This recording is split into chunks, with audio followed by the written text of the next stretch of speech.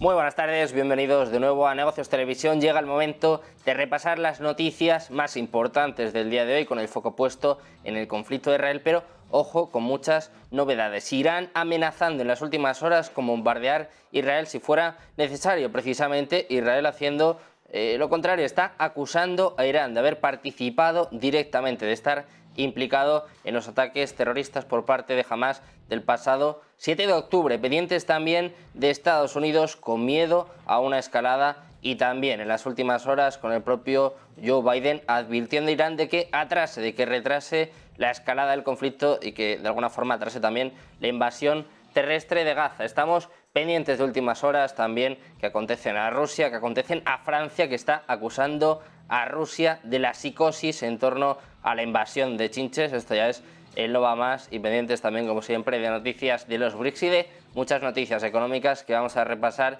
durante los próximos minutos. Empezamos poniendo el foco en Israel. Ojo con las declaraciones que está haciendo un alto mando militar israelí. Dice que tiene pruebas de la implicación iraní en el atentado terrorista de Hamás que causó más de 1.400 muertos y más de 200 secuestrados. Hablamos del general de división Michael Edelstein. Es un veterano comandante que trabaja con el mando sur de las fuerzas de defensa de Israel, que dice que estos atacantes estaban bien entrenados y bien equipados. Dice que definitivamente se pueden ver pruebas, que tienen pruebas de la participación de Irán. Esto es lo que ha declarado en una reunión informativa con periodistas después de que el ejército israelí mostrara a los periodistas internacionales una proyección de una recopilación de casi 45 minutos de imágenes pues que desgraciadamente tuvieron lugar el pasado 7 de octubre. Dice que no puede extenderse demasiado, pero que pueden entender lo que quiere decir el propio Edelstein, no solo sobre el equipamiento, sino más que esto. Sus comentarios parecen ir más allá de las anteriores declaraciones de algunos funcionarios sobre la posible vinculación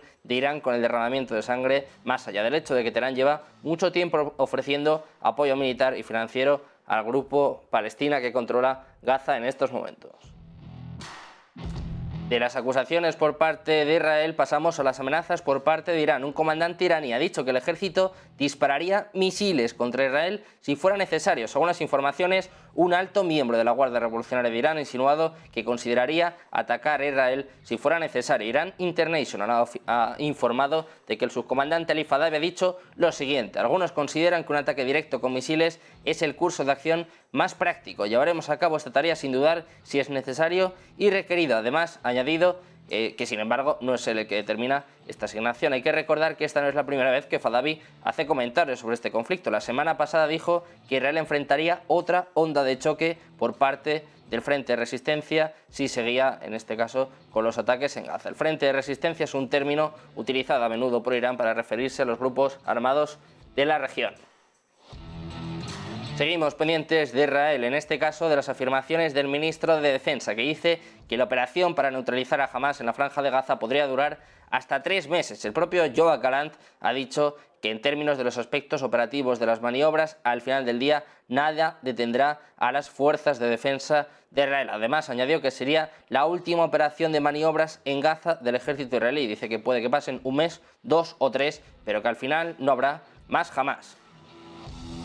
Seguimos con noticias sobre las fuerzas de defensa de Israel, que ya están listas, ya están preparadas para llevar a cabo la invasión terrestre de Gaza. Creen que para alcanzar los objetivos de la guerra contra Hamás, el ejército debe comenzar su ofensiva terrestre en la Franja de Gaza más pronto que tarde. Israel dice que su guerra contra Hamás tiene como objetivo destruir la infraestructura del grupo terrorista y además ha prometido eliminar toda la organización. Después de 16 días de ataques aéreos, la CFD dice que están completamente preparadas para llevar a cabo esta ofensiva terrestre en la Franja de Gaza y de hecho creen que pueden lograr los objetivos establecidos incluso a riesgo de sufrir muchas bajas y en medio encima de los ataques que está recibiendo ahora por parte de Hezbollah. Si el ejército necesitara desplazar su atención hacia el norte, en lugar de Gaza, confía en que podría girar en tan solo unos días. De hecho, las FDI ya han reforzado considerablemente la frontera con el Líbano, pero la mayoría de las fuerzas permanecen cerca de Gaza antes de la ofensiva terrestre. Los militares esperan que el gobierno tome pronto una decisión con respecto a la ofensiva terrestre,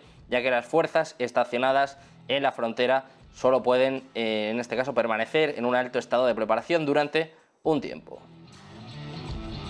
Pendientes también de Netanyahu, pendientes del ejército de Israel, que ha confirmado este lunes que las fuerzas terrestres han realizado incursiones limitadas en la franja de Gaza durante la noche para luchar contra grupos armados palestinos y que los ataques aéreos se estaban centrando en sitios donde Hamás se estaba reuniendo para intentar contrarrestar cualquier invasión israelí más amplia. En una sesión informativa, el principal portavoz militar, Daniel Hagari, ha dicho que ya se ha confirmado que 222 personas habían sido tomadas como rehenes durante el ataque transfronterizo del 7 de octubre por parte de Hamás. Por otro lado, Israel sigue atacando objetivos de la milicia chií de Hezbollah en el sur del Líbano, donde siguen los lanzamientos de cohetes y misiles antitanque al otro lado de la frontera, que vive su mayor momento de tensión desde 2006.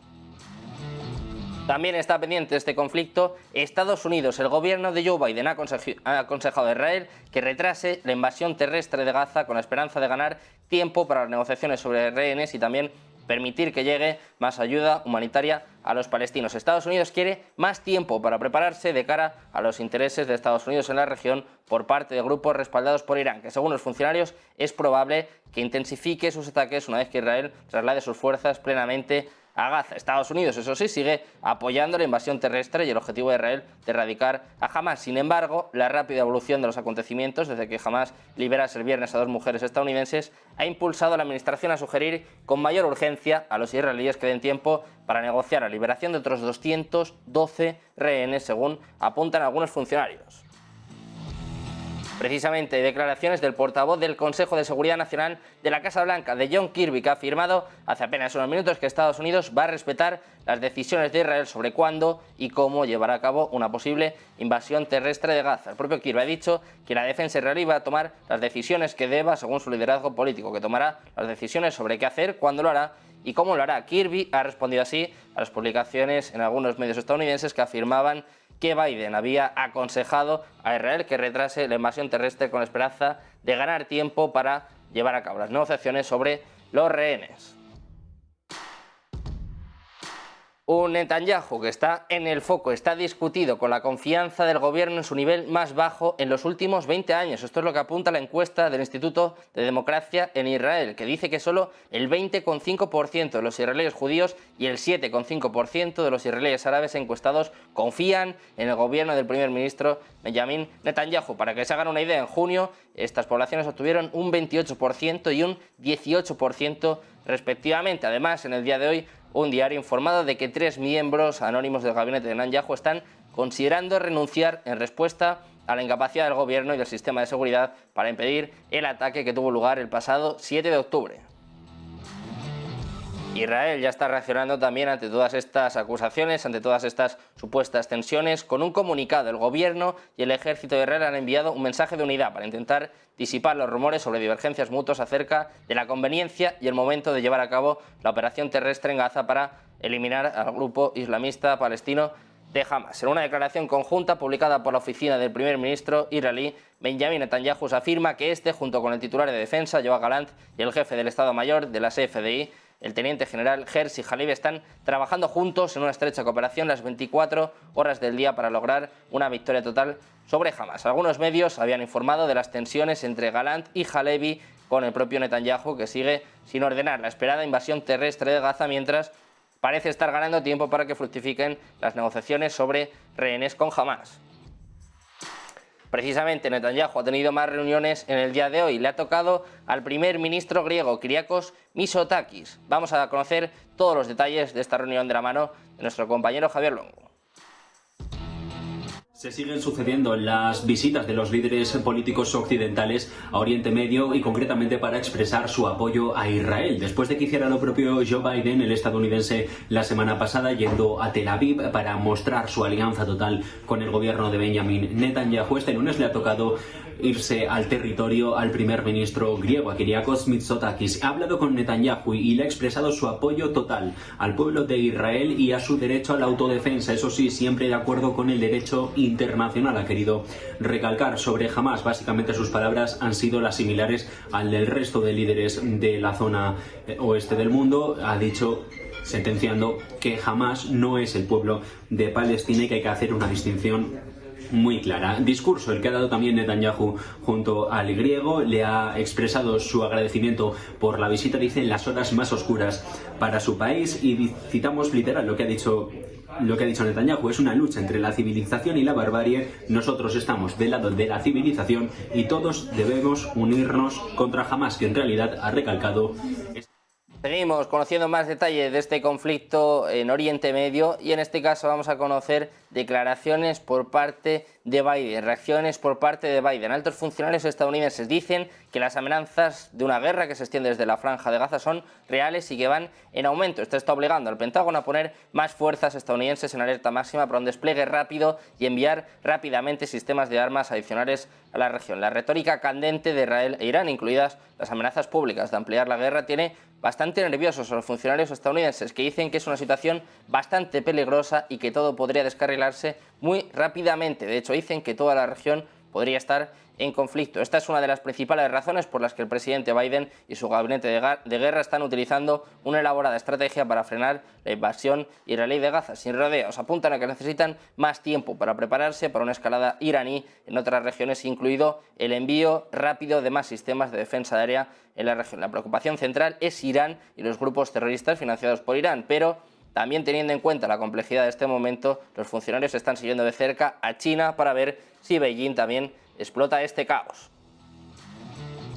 De Estados Unidos pasamos a Reino Unido. El gobierno británico dice que ha llegado a la conclusión de que una devastadora explosión en un hospital de Gaza fue causada por un misil fallado desde dentro del territorio palestino y no por un ataque israelí. El primer ministro Rishi Sunak ha dicho a los legisladores de la Cámara de los Comunes que, basándose en una evaluación de inteligencia, el gobierno británico cree que la explosión probablemente fue causada por un misil o parte de uno que fue lanzado desde Gaza hacia Israel. Esta conclusión coincide además con la evaluación de funcionarios estadounidenses y franceses sobre la causa de la explosión en el hospital de Al-Ali, que tuvo lugar el pasado martes.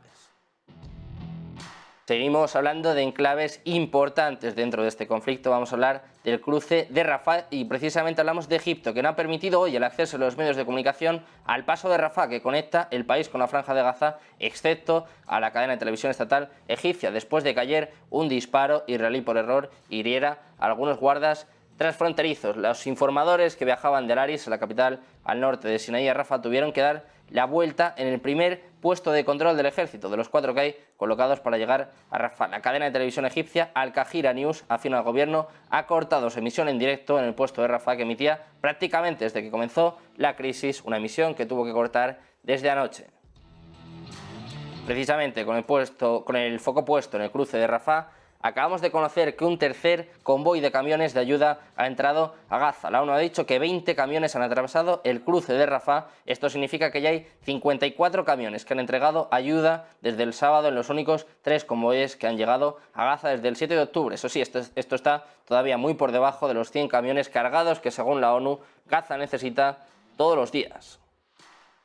Seguimos con el foco puesto en Reino Unido. Ya no son solo los países árabes y en la frontera de Gaza, sino que ahora también es Occidente quien se cura en salud, y antes de que lleguen avisan de que no los van a aceptar. Reino Unido ha sido el último país en confirmar su posición y decir que se niega a aceptar a los refugiados que puedan llegar a las islas británicas procedentes del Oriente Medio. Esta posición se aclara después de que el gobierno escocés pidiera que se comenzara a trabajar en dicho programa. En respuesta, el Ministerio de Transporte les ha dicho que recurrir a esta herramienta ahora está mal, que lo principal es ayudar a la gente sobre el terreno y en ningún caso aceptar que vayan llegando a su territorio. De momento, Naciones Unidas ha elevado a más de 1 millón los desplazados en Gaza. Pendientes también de la Unión Europea, del alto representante de la Unión Europea para Asuntos Exteriores, Josep Borrell, ha pedido este lunes una pausa humanitaria en la Franja de Gaza y también, como suele hacer habitualmente, ha culpado a Rusia. Y ojo, dice que Rusia podría aprovecharse de esta situación. Vamos a escuchar a Josep Borrell. Hay que evitar una escalada regional. Está claro que Rusia está intentando sacar provecho de esta situación a través de campañas de desinformación masivas. No debemos perder de vista el objetivo final, que es la solución de los 2 estados, pero eso llevamos 30 años hablando y cada vez parece que se aleja, en la medida en que el número de colonos en los territorios del West Bank se ha multiplicado por 3 en los 30 años que han pasado desde los acuerdos de Oslo. De Europa pasamos a Argentina, que ha vivido una noche electoral que ha terminado con sorpresa. Las encuestas no han acertado y el oficialista y actual ministro de Economía, Sergio Massa, heredero del peronismo, se ha alzado como ganador de la noche con un 36% de los votos. De hecho, el propio Massa ha agradecido a los más de 25 millones de argentinos que han ido a votar y ha celebrado los 40 años de democracia. Escuchamos a Sergio Massa. Voy a convocar a un gobierno de unidad nacional el 10 de diciembre como presidente. Pero un gobierno de unidad nacional construido sobre la base de convocar a los mejores, sin importar su fuerza política, y no sobre la base de acuerdos simplemente. Un Sergio Massa que se impone, pero eso sí, de momento no cuenta con la mayoría suficiente, por lo que habrá segunda vuelta. Massa parece perfilarse como el favorito de cara al 20 de noviembre y por detrás ha quedado el economista Javier Milei, que sorprendía en las primarias de agosto con su Libertad Avanza, pero que ha tenido el 30%, pero eso sí, ha prometido acabar con la estela de los Kirchner. Escuchamos a Javier Milei. Que tomen conciencia que hoy quedamos frente a la elección más importante de los últimos 100 años.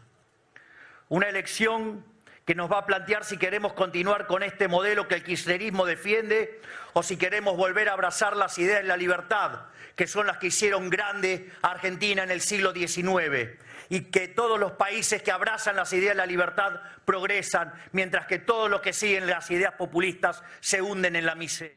En tercer lugar ha quedado la candidata de Juntos por el Cambio, Patricia Bullrich, ha quedado en tercera posición con un 23%, una noche electoral que no parece que vaya a introducir ningún cambio en el panorama político, a pesar de las consecuencias de la peor crisis económica del país en las últimas 2 décadas. De Argentina pasamos a Francia, que han encontrado, según ellos, a los culpables de la psicosis provocada por la invasión de chinches, que según ellos son los medios de comunicación rusos. Esto es lo que dice la inteligencia francesa, que eso sí, dicen que no han visto la mano de Moscú en la propagación de insectos allí, pero que apunta a que los medios de comunicación rusos son los culpables del aumento de la tensión porque han alimentado este tema. Esto es lo que dice la cadena de radio RMC citando información de inteligencia. Al mismo tiempo, este tema también ha sido tratado en la mayoría de las publicaciones más importantes del mundo, pero los servicios de inteligencia franceses no tienen nada que decir con el resto de medios de comunicación, solo en este caso apuntan a los medios de comunicación rusos sobre su papel en el mantenimiento de la histeria. Seguimos hablando de Rusia, que va a suministrar volúmenes adicionales significativos de gas a Hungría para el invierno. El consejero delegado del gigante gasístico ruso Gazprom, Alexei Miller, ha señalado que este año el volumen adicional ya ascendió a 1.300 millones de metros cúbicos de gas, pero ha señalado que tienen un acuerdo para suministrar volúmenes adicionales de forma continua durante el periodo de otoño a invierno. Declaraciones que ha dado a un canal ruso y que recuerdan cómo Hungría todavía recibe la mayor parte de su gas de Rusia. En septiembre de 2021, la empresa húngara MVM firmó 2 contratos a largo plazo con Gazprom que preveían el suministro total de 4.500 millones de metros cúbicos de gas al año a través de gasoductos que pasan por Serbia y Austria sin pasar por Ucrania. De Hungría pasamos a hablar de los BRICS, de las 2 economías más grandes de los BRICS. Rusia y China han impulsado su relación comercial después de firmar un acuerdo por 25.000 millones de dólares en monedas locales. Ambos países han seguido aumentando los acuerdos comerciales en los sectores de alimentos y energía. Esta vez firmaron un enorme acuerdo de suministro de cereales por valor de 2,5 billones de rublos. Ambas naciones han abrazado plenamente la desdolarización desde que se impusieron sanciones occidentales contra Rusia. De hecho, el bloque ha instituido una expansión de 6 países más para poner estos esfuerzos al máximo. Posteriormente, además, tampoco han frenado la promoción de su propia moneda local y además, ahora ya sabemos que su relación bilateral está teniendo en cuenta las ramificaciones del dólar, un acuerdo de 25.000 millones de dólares entre China y Rusia.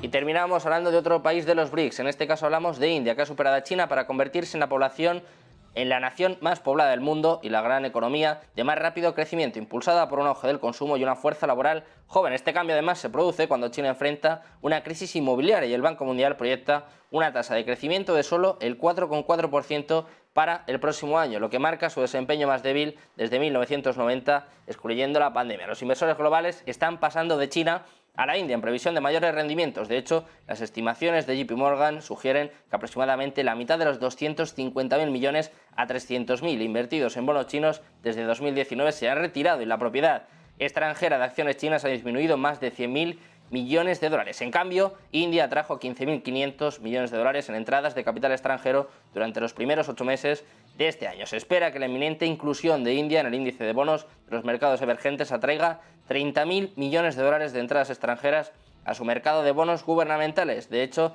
están destacando las ventajas económicas de India en comparación con las dificultades económicas por parte de China. Seguimos pendientes de toda la última hora, de toda la actualidad, pendientes del conflicto en Oriente Medio, con Irán amenazando con bombardear a Israel acusando a Irán de su implicación en el atentado que tuvo lugar el pasado 7 de octubre, pendientes también de la invasión terrestre y sobre todo del papel de Estados Unidos, que parece que está intentando retrasar esta invasión lo máximo posible. Quédense porque enseguida volvemos con más análisis, con más actualidad, con más últimas horas. Les esperamos en Negocios Televisión.